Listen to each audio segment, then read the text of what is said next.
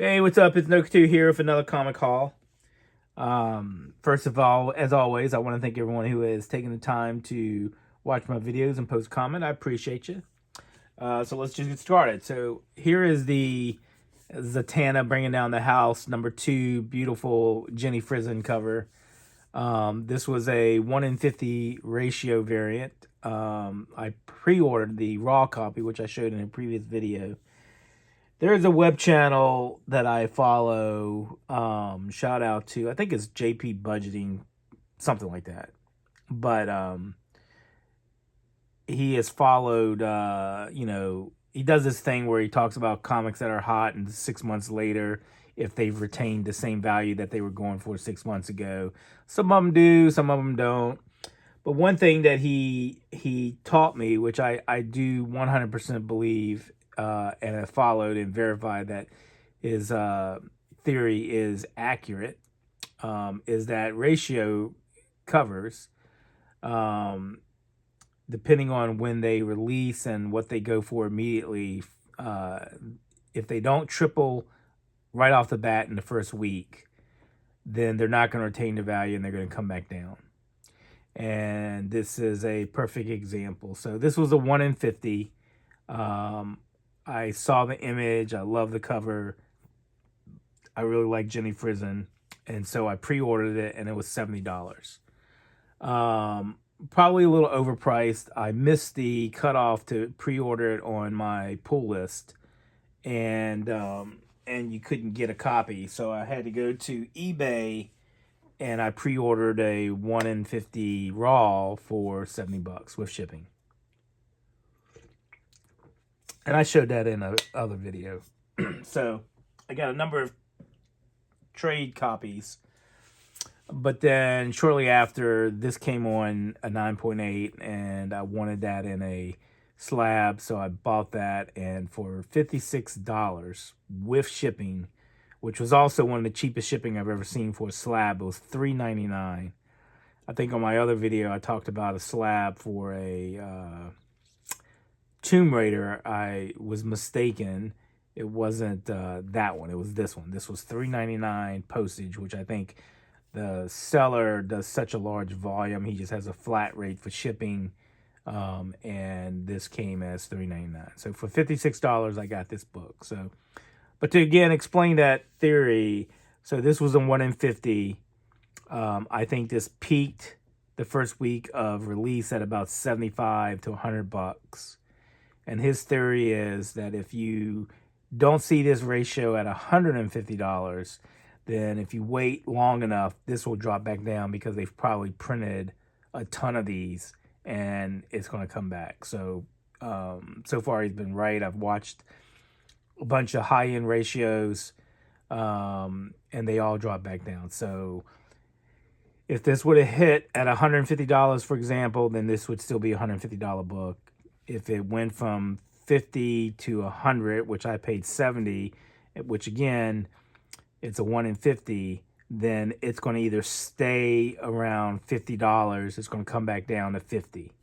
And then if it only hits at 50 ratio or a little bit above it, then it's going to drop below ratio cost, so be less than $50. And when I follow ratio variants, store exclusives, etc., that's pretty accurate. That is very accurate, and this is an example of that. So shout out to JP for that information, because he is absolutely right. So moving on. This is Red Sonja #12, Jenny Frison cover art. It's a Virgin variant. It's a 1 in 15, beautiful cover. This is from one of the other covers she had done in her initial run of Red Sonja. This is from 2022, and they, what do you want to, what's the word? Reuse part of the image, but that's not the word I'm trying to think of. But anyway, that's what that is. Red Sonja #12 from 2022, Jenny Frison. Here's another beautiful cover by Jenny Frison, 8 Billion Genies #1. Lots of colors. Love that cover. Beautiful cover. Um, now, I bought this book solely before the cover. This is Grimm #1. Okay. Didn't know anything about the title, but the cover is beautiful. I showed another cover in I think Grimm #3 or something like that. It looks like David Bowie that I purchased at the 50-cent sale. But I did pre-order this one, and so it was like, I don't know what the cover price is, maybe $3.99. So it was like $3.50 maybe. And so I thumbed through it to read it, because I think it is by Boom Studios. This book sucks. I mean, the story, at least the first issue, it was terrible. The interior artwork is terrible. The story itself is ludicrous, and I'm like, what a waste. If it wasn't for the cover, I wouldn't even have wasted a Mylar on it. All right. So, moving along. All right. Let's go back to Zatanna. So, what number is this? I don't have my glasses on. Zatanna #3. This is, what's that guy's name? Louis Toy? What's his name on here? But anyway, it's a beautiful cover. Zatanna. I'm trying to think. I think the guy's name is Toy Low is the cover. But this cover here, I love this cover. I mean, this was limited to one pre-order. And I bought this, and I love this cover. It is by Lobos. Zatanna. Oh, actually, it's not even Zatanna. It's Superman with Zatanna on it. Man, that's a gorgeous cover. That is like Adam Hughes, beautiful cover. I wish I could find some more. I'm gonna try to find some on eBay, because I think that cover with the dark cover has some potential down the line. Lobos has really been knocking them out of the park. I haven't really heard a lot from him before, but these Marvel and DC covers he's doing are great. Here's the Avengers variant cover from this year with Storm on there. Gorgeous cover. And Uncanny X-Men with Alana on there, Magic. And that's also kind of, again, reminds me of Adam Hughes. And gorgeous cover. You know what? I'm going to have to get my glasses because I can't read these. 1 second.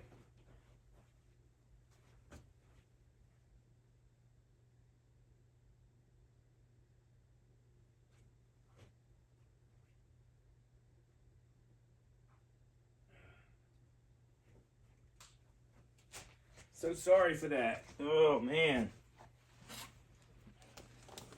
It's happening when you get old. This is a J. Young Lee variant cover. Gotham City Sirens. Nice looking cover. Poison Ivy.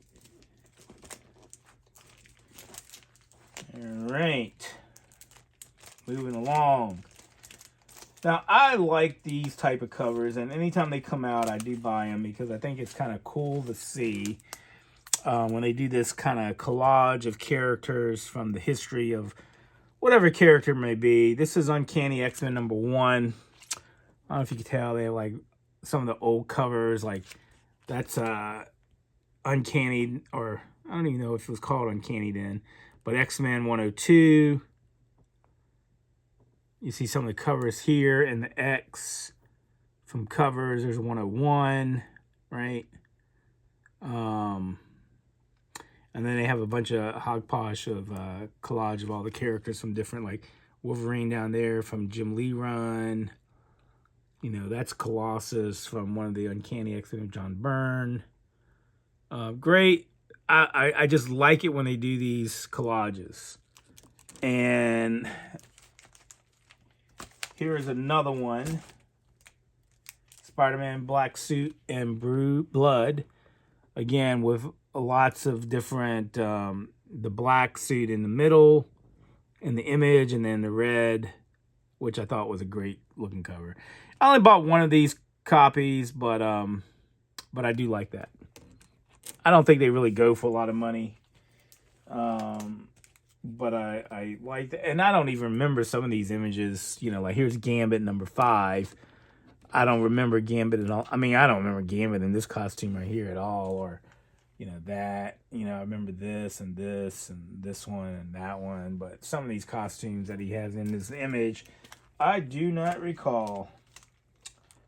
All right, so these facsimile copies. Initially, I liked these. This is Fantastic Four number 52, obviously first appearance of Black Panther, which finding a Silver Age number 52 in high grade is going to cost you a lot of money. And these facsimiles, I've given up. Trying to hunt for some of these expensive ones. I just decided it's not going to happen. It's not worth. I'd rather buy other things. And so facsimiles are slowly, for keys that I want to have, but they're not that big of a deal to me, I won't go after anymore. Initially, I liked these facsimiles, but then they just started doing facsimiles, the same exact book in a different year with really no notation other than interior. You have to look and see what year it was printed. So now they're having multiple copies of facsimiles based on the year they got printed. So I don't know if that even devalues the facsimile covers, if there is a value, because some of them do command some money. But whoa, man down. But with that, I'm like, I stopped buying multiple issues of the facsimiles. All right, what do I want to show now?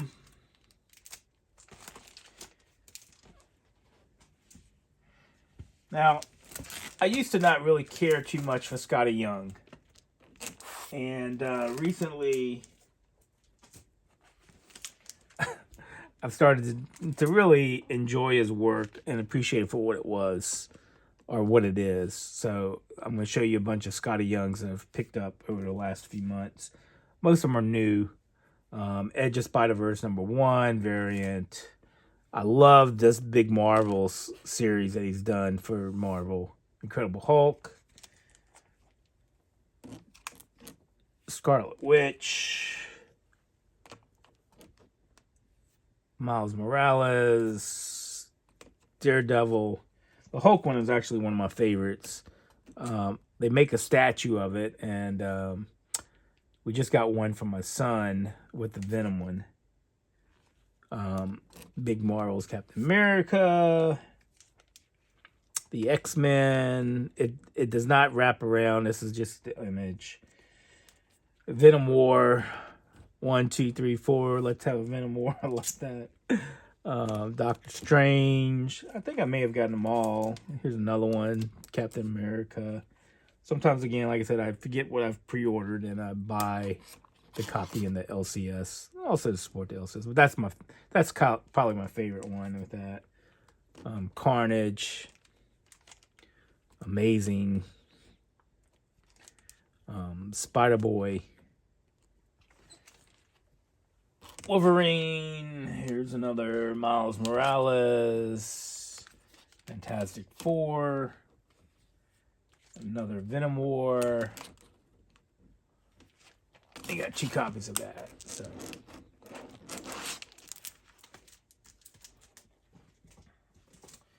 Alright, now what I want to show here. I'm trying to find the third panel of this. I can't find it. I know I bought it. But this was the connecting cover for Gotham Sirens #3. There's a third panel that has, I think it's Punchline on there that's missing. Harley Quinn and Catwoman. Nice looking cover by Gillian March. Now this I got at the 50-cent sale, and I've got a number of copies of this. This is probably one of the, John Byrne did an interview, and he was talking about how this was one of the hardest covers he ever did with the negative space. It's a beautiful cover. It was actually a Lucy, and it was in such high grade. There was no spine ticks. It was clean. There was no dirt on the white, and so for 50 cents, I decided to pick that up. Now, in one of my other videos, I showed where I'd found a lot of the Camelot 3000 Brian Bolland. I was missing number 5, so I got that. Wonder Woman number 0, which is a Brian Bolland variant, or not variant, cover, 50 cent. Flash New 52 number 1 for 50 cent. Thought that was worth it. Joker number 5, wasn't sure if I had that, so I got that for 50 cent, as well as a variant cover, Joker number 8 for 50 cent. I've shown this book before. I can't remember. I don't know why they weren't all together, but I got a bunch of these for 50 cent. Jenny Frison, Harley Quinn number 29. Nice looking cover. What's that guy's name? Mark Brooks, Black Widow, variant number 9. I didn't have that. Again, 50 cents, all 50 cents. Wonder Woman, Black and Gold, issue 5. I love these Lego cover variants from DC back on the New 52 Batman. Wasn't sure if I had that one or not, so I picked that up. Here's another copy of that Harley Quinn 29.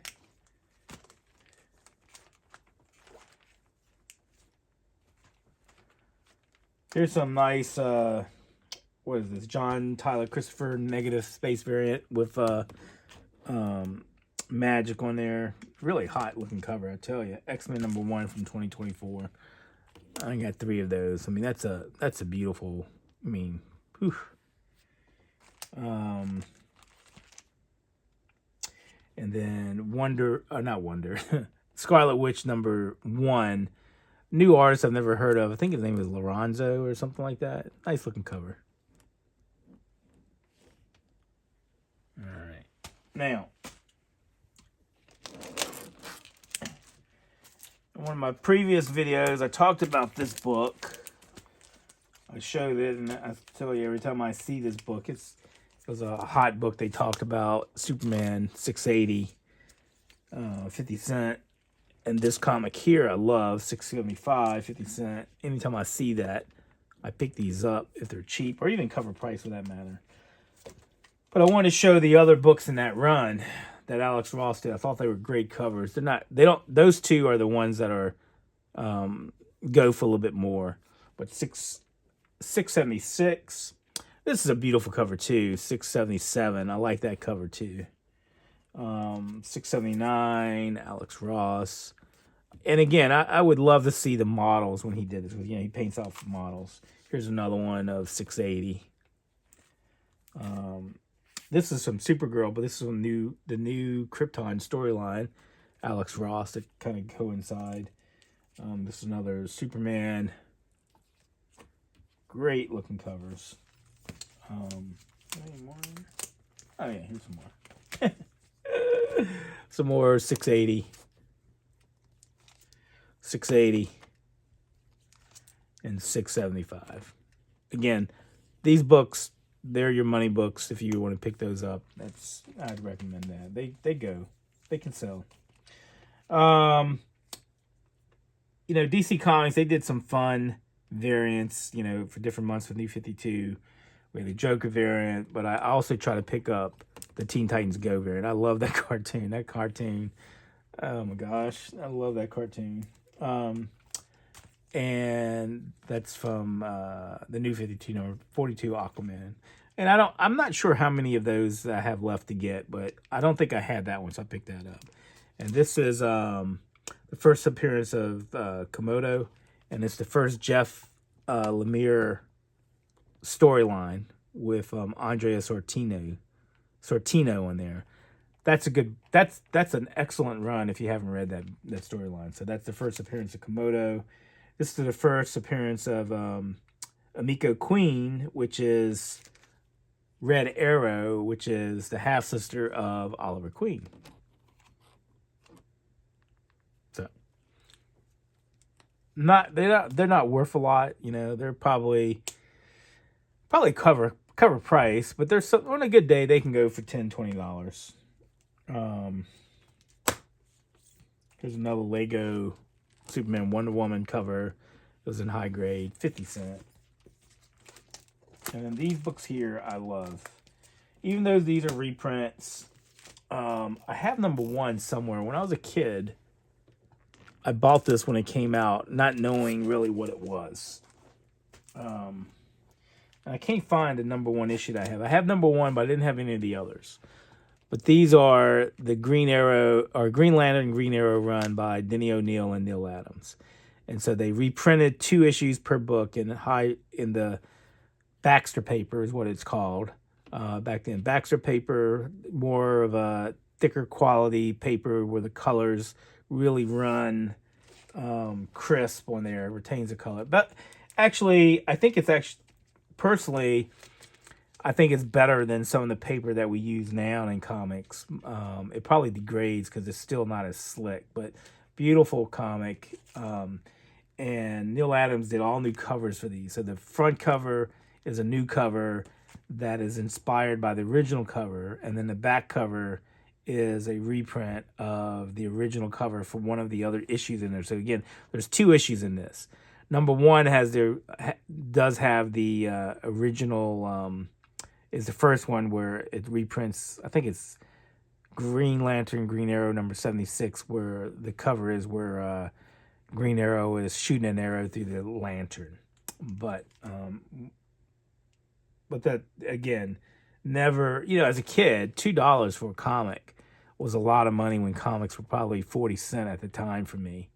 And maybe 45, 40, no, they didn't go 45. So it was either 40 cents or 50 cents for cover price regular book. So this was the cost of 2 or 4 comics at the time. So I picked the first one up, I liked it. And these again were sold. This was sold at a specialty comic shop, or LCS at the time. So you couldn't really buy these often at the newsstand. So again, as a kid, not driving, getting your parent to take you across town, for me, it had been 20 minutes, 30 minutes one way to go to the store. You just didn't get to it. And so I didn't get the rest of the series. If I can locate the number 1, I'm going to put it with it. But that's number 1. 2, number 3, a new cover. Again, so this is all new covers. Number 4, which is surprising for me why they don't go, even though they're reprints, you would think they would go for a little bit more. Number 5, now obviously this is the original appearance of the cover, but it is supposed to be a new cover. But I'll have to look at the original cover again. Denny O'Neil, where Speedy's a junkie, right? And then number 6, great Neil Adams cover, R.I.P. Neil. And then number 7. And I don't know, I think that ended it. I don't think it went past 7. So that's 14 issues total. So that'd be a year and 2 months for these comics. So again, reprints that really awesome run by Denny O'Neil and Neil Adams. And, obviously those original books go for hundreds of dollars. And I think that's going to do it. So that's it. Rest in peace, Neil Adams. There's a little, in each book, there, again, original art on the cover and reprints on the interior on Baxter paper. That's my haul. I appreciate everybody looking at it. We will see you next time. Peace.